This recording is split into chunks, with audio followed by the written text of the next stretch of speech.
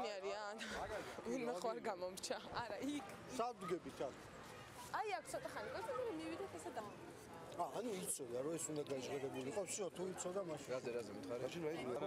ანუ ენის მნიშვნელობაზე უნდა ვილაპარაკოთ რა, ენის მნიშვნელობაზე. ხო, ენის მნიშვნელობაზე უნდა ვილაპარაკოთ.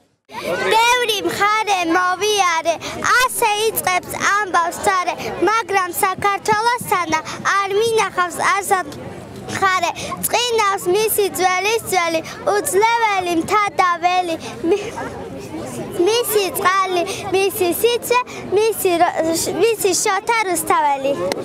ოჩა, აბა ბიჭებიდან რომელი იყო ჩათე? ბიჭებიდან.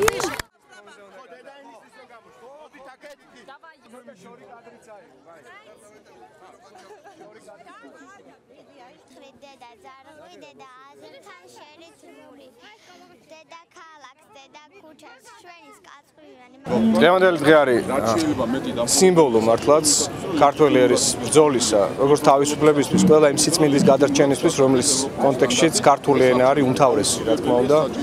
და სამწუხაროა, რომ დღემდე ქართული ენის შესახებ კანონის რეგულაციებთან დაკავშირებით არ არის საბოლოო სახით ჩამოყალიბებული. ძალიან სამწუხაროა, რომ მხოლოდ რეკლამის შესახებ კანონით რეგულირდება ზოგიერთი რამ ისეთი, რაც წესით და კანონით უნდა იქნეს საქართველოს კანონით დარეგულირებული. 1978 წლის 14 აპრილს ქართველმა ხალხმა, განსაკუთრებით მისმა ახალგაზრდულმა ავანგარდმა, კიდევ ერთხელ შეახსენა მთელ მსოფლიოს და იმ ტოტალიტარულ რეჟიმს, რომ ქართველები განსაკუთრებული ერია მართლაც და რაც არ უნდა ტოტალიტარული მმართველობის პერიოდიც მოიცავდეს, იგივე 1956 წელს თუ გავიხსენებთ, 1978 წელსაც ზუსტად იგივე განმეორდა, როდესაც ხელყოფა ქართული ენის სახელმწიფო ენად არ გამოცხადების შესახებ ყოფილიყო აღკვეთილი ქართველი სტუდენტების და ახალგაზრდების მიერ.